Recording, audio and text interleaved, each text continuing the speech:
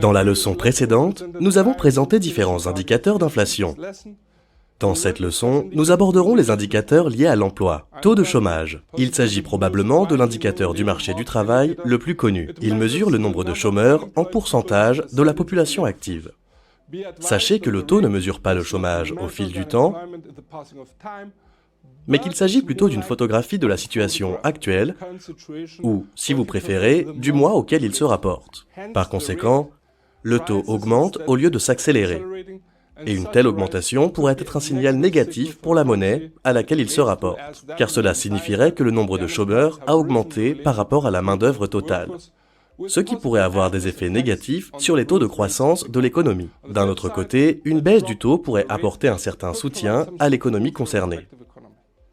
Ensuite, il y a les emplois non agricoles. Le chiffre des emplois non agricoles, ou NFP en abrégé, est un indicateur clé utilisé principalement pour le marché de l'emploi américain, bien qu'il soit également utilisé pour d'autres pays. Il mesure l'évolution du nombre de personnes employées au cours du mois de l'enquête, à l'exclusion de l'industrie agricole.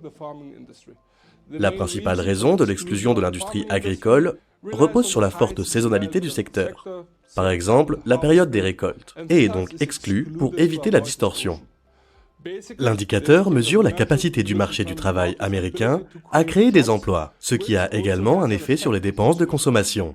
Il est publié le premier vendredi de chaque mois et est suivi de très près par les investisseurs ainsi que par la Fed et d'autres décideurs politiques américains.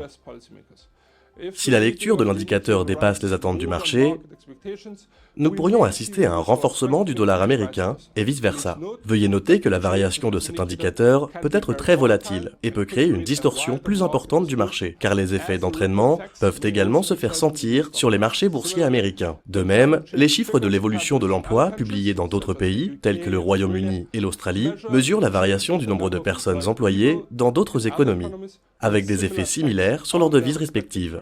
Ensuite, nous avons le rapport ADP sur l'emploi. Le rapport ADP sur l'emploi est une mesure du marché de l'emploi américain et est annoncé chaque mois. Il s'agit d'une mesure du secteur privé de la variation mensuelle de l'emploi privé non agricole. Il est généralement publié 2 jours avant les données officielles sur l'emploi et est considéré comme un indicateur du nombre de NFP. Nous avons tendance à déconseiller l'interrelation entre les deux indicateurs, car la corrélation entre les deux a diminué au cours des dernières années. Néanmoins, une hausse de l'indicateur devrait soutenir le dollar américain et vice-versa. Ensuite, il y a les demandes d'allocation chômage, initiale et continue. Le chiffre des demandes d'allocation chômage est également un indicateur américain du marché de l'emploi. Il s'agit du nombre de personnes qui déposent ou ont déposé une demande de prestation d'assurance chômage au cours de la semaine précédente. Il existe 2 catégories de demandes d'allocation de chômage. Les demandes initiales, qui concernent les personnes qui déposent un dossier pour la première fois, et les demandes continues, qui concernent les personnes qui perçoivent des allocations chômage depuis un certain temps.